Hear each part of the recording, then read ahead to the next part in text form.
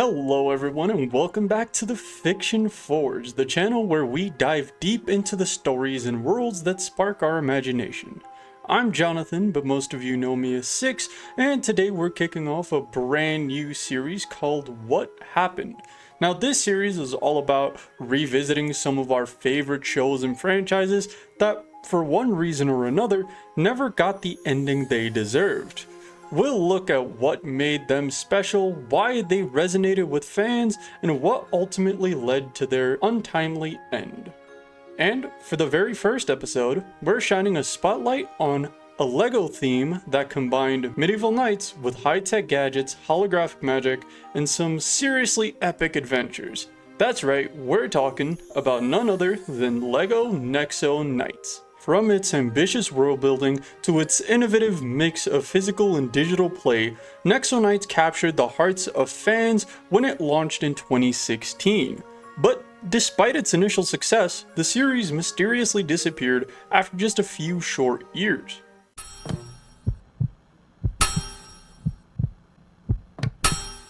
So let's start with the basics. What exactly was LEGO Nexo Knights? This was an original LEGO theme launched in 2016, and it was pretty unique for its time. Imagine medieval knights equipped with futuristic technology, fighting off villains with a mix of classic weapons and holographic magic. Sounds wild, right?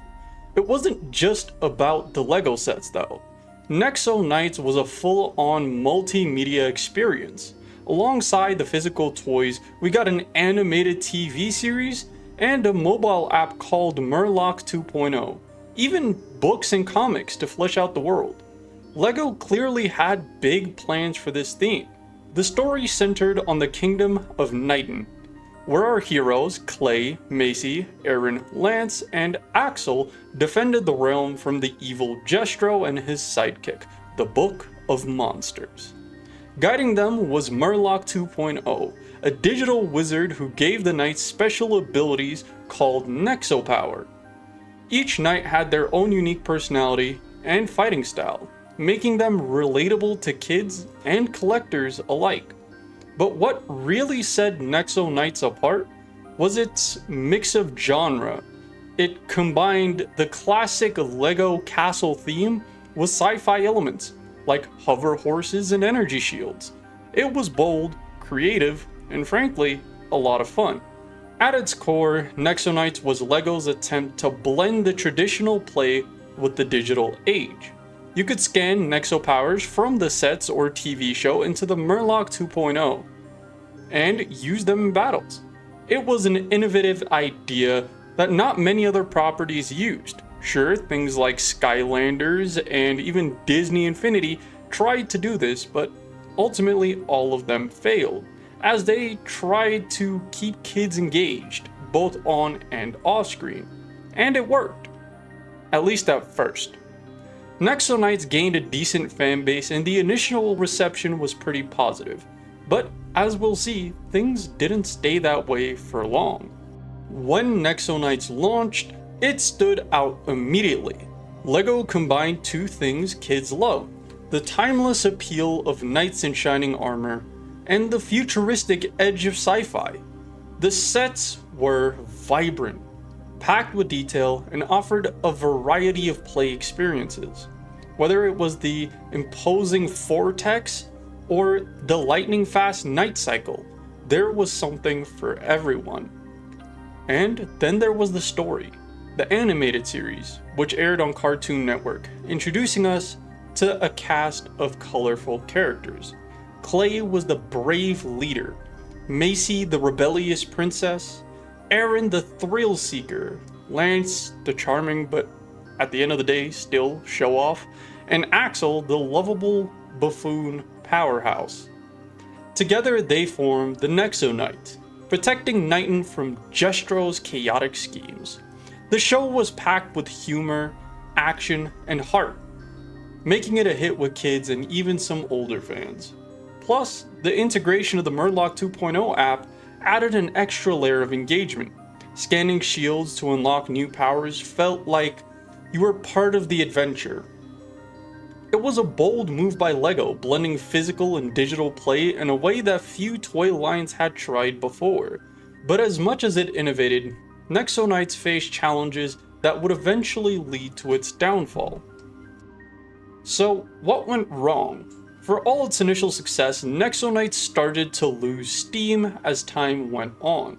One of the biggest challenges it faced was its competition, not just from other toy lines, but from LEGO's own themes. At the time, LEGO was also heavily promoting Ninjago and Star Wars, two juggernauts that commanded massive fan bases and consistent sales. While Nexo Knights had its charms, it struggled to carve out a distinct identity in the shadow of these powerhouse themes. Many fans compared it to Ninjago, with some seeing it as a less compelling alternative. The comparison wasn't entirely fair, but it did affect how the theme was perceived. Another issue was the reliance on the Murloc 2.0 app. While the idea of blending physical and digital play was innovative, the execution left something to be desired. The app didn't offer much depth, and its repetitive gameplay quickly became stale for players. Without a strong digital component, one of Nexo Knights' key selling points fell flat. There were also signs of creative fatigue as the story progressed. The sets and storylines started to feel less inspired, the villains became more predictable, and the novelty of the futuristic knights concept began to wear off. Fans who were initially excited about the theme found themselves losing interest. On top of that, there was a noticeable decline in marketing. LEGO seemed to shift its focus to other projects, leaving Nexo Knights without the promotional push it needed to stay relevant. The animated series also suffered, with fewer episodes and less engaging plots in its later seasons. By 2018, it was clear that Nexo Knights was struggling. LEGO announced that the theme would be discontinued, with the final sets released that year. It was an abrupt end for a series that had shown so much potential. So what's the legacy of Nexo Knights?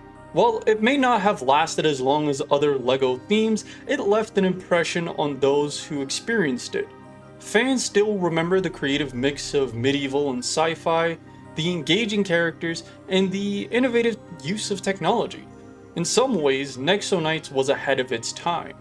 Its attempt to blend physical and digital play paved the way for other LEGO ventures, like LEGO Hidden Side, and even the Super Mario sets. These themes took lessons from Nexo Knights and refined the formula to better suit evolving trends in how kids play. And let's not forget the impact on the fans. Even years after its discontinuation, you'll find online communities sharing their love for the theme, creating custom builds and imagining new stories for the Nexo Knights. It's a testament to the creativity and passion that LEGO inspires. Ultimately, Nexo Knights was an ambitious project that tried to do something new. And while it didn't have the staying power of some other LEGO themes, it's worth celebrating for what it was: a bold, imaginative world that brought joy to many. But what do you think about Nexo Knights? Did you have a favorite set or character? Let me know in the comments down below. And if there is another show or franchise you'd like me to cover in this series, drop your suggestions too. For anyone looking for more content, my co-host Lewis just posted the newest part of his JoJo's Hypothetical series, What If Anne Was in Diamond is Unbreakable? If you haven't checked it out, you're missing out.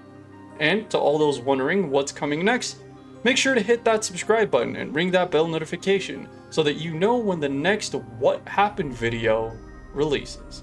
This has been Six, and this has been The Fiction Forge. Fare thee well.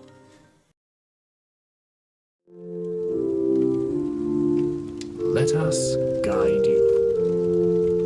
Let fate decide.